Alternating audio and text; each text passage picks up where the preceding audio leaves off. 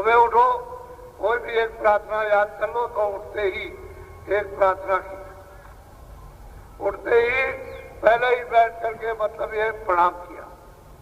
जो पांचों नाम पांचों रूप है उसको नाम लिया, पांचों रूपों को याद किया, उनको प्रणाम किया।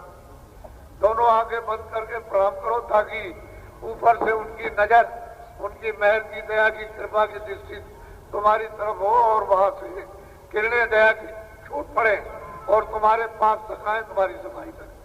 कोई प्रार्थना कर लो। उसके बाद फिर है मौत हाथ उठा करके 2 मिनट 5 मिनट 10 मिनट तुम्हारे पास समय रुचि के अनुसार कि हमको भजन में अच्छा लगता है तो जरा भजन करो, ध्यान में अच्छा लगता है तो अच्छा आप सुमरण करेंगे तो आप थोड़ा सुमरण कर लीजिए, ये करेंगे। फिर उसके बाद अपने बच्चों की सेवा जो भी घर में करते हो, फिर काम करते हो, खेती दुकान दफ्तर का चले जाओ। कभी मौका आपको मिल गया वहीं खेती पर या कहीं भी तो आप 2 मिनट 5 मिनट 1 मिनट कभी ध्यान कर लिया, कभी सुमरण नहीं कर लिया। तो सुमरण हर वक्त माला तो ही नहीं होता। जब थोड़ा बहुत आप ठीक से सुमरण पका लोगे तो बगैर माले के अंत में बगैर माले के होता है। माला तो एक आदत डालने के लिए आपको दी गई। जब आदत पड़ जाएगी, सुमरण पक जाएगा तो किसी को मालूम क्या ऐसे बैठ के क्या कर रहे हैं, तो आपने सुमरण कर लिया, 2 मिनट कर लिया, 4 मिनट। आपका ख्याल और ध्यान उस तरफ को बराबर धीरे से, तो इससे क्या हो जाएगा कि ये घाट बन जाएगा। ये दोनों आंखों के बीचों बीच ये अंतर की आंख का दरवाजा है, घाट। मन मथुरा दिल द्वारका काया काशी जात, कहते हैं ये काया काशी है। और 10 देह का देरा यानी 10 इंद्रियों के दरवाजों के मध्य में दोनों आंखों के बीचों बीच में वो जीवात्मा बैठी है, वो सूरज बैठी है। तो मन मथुरा दिल द्वारका काया काशी जान और 10 देह का देरा तामे जोत पहचान।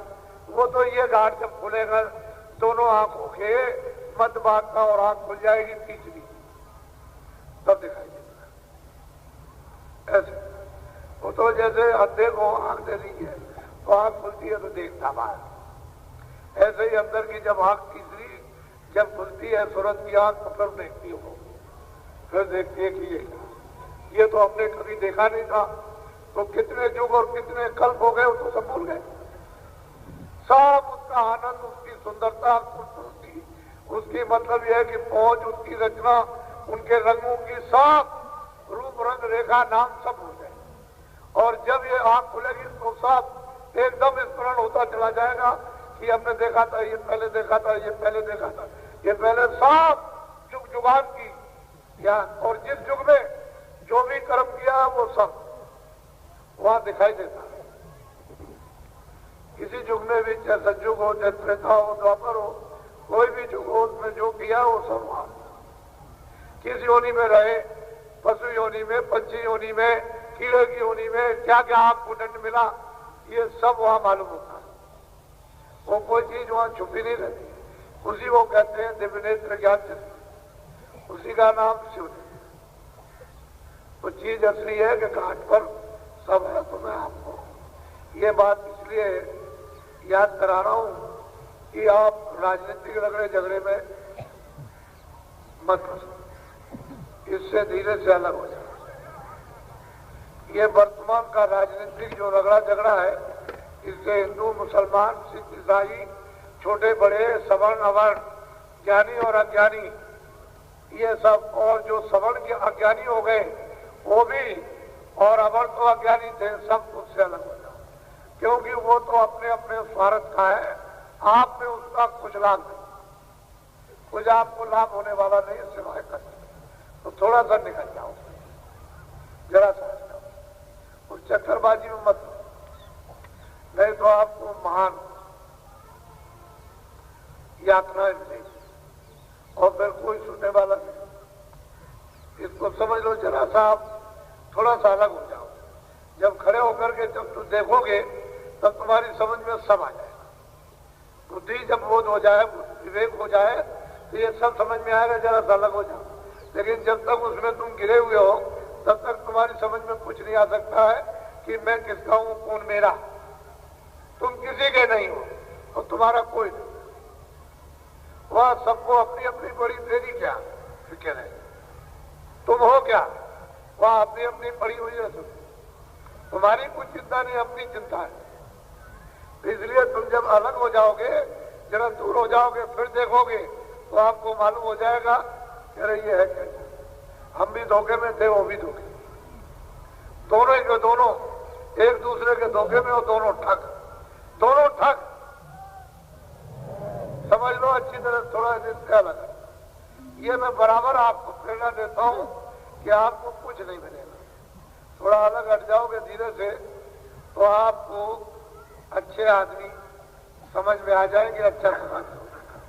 फिर आप उस अच्छे आदमी और समाज में पहले तो मानवता का धन ले लीजिए, फिर वो आध्यात्मिकता का धन लीजिए आप, उसके बाद में फिर कुछ आप सब कुछ कर सको। अभी तो आप कुछ नहीं कर सकते हो, ना मनुष्य नहीं हो, तो आध्यात्मिक बात तो बहुत दूर है, तो करोड़ों अरबों खरबों को दूर हो गई। जब मनुष्य ही नहीं हो तो आप क्या किसी का कर सकते हो, तो मनुष्य तो बन जाओ, इंसान तो बन जाओ। जब इंसान बनोगे तो न वहां कोई छोटा, न बड़ा, न कोई अमीर, न कोई, सब मनुष्य है, सब अपने। जब तुम अपने अपने सब समझोगे, अपनी जैसी तकलीफ, तो वे दूसरों की इमदाद मदद वो तुम्हारी हो, तो मनुष्य तो बनो, इंसान तो बनो।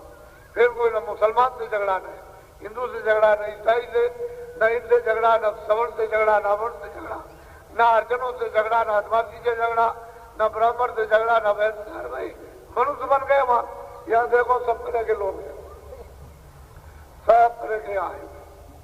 क्या किस बात की, क्या किस बात पे सब लोग क्या, एक अपनी, सब अपनी चीज, ये सब सुन रहे अपनी आत्मा की, अपनी सूरत की, और ये सब सोच रहे कि मनुष्य जीवन बड़े भाग से मिला, फिर ये मिलेगा नहीं, और जो हम कुछ कर लेते हैं उसको हमको भोगना पड़ेगा। तो ऐसा क्यों न किया जाए कि जरूरत के लिए अपने शरीर रक्षा के, परिवार रक्षा के काम किए जाए, बाकी आत्मरक्षा की जाए, क्योंकि उस समय पर तो कोई काम आएगा नहीं।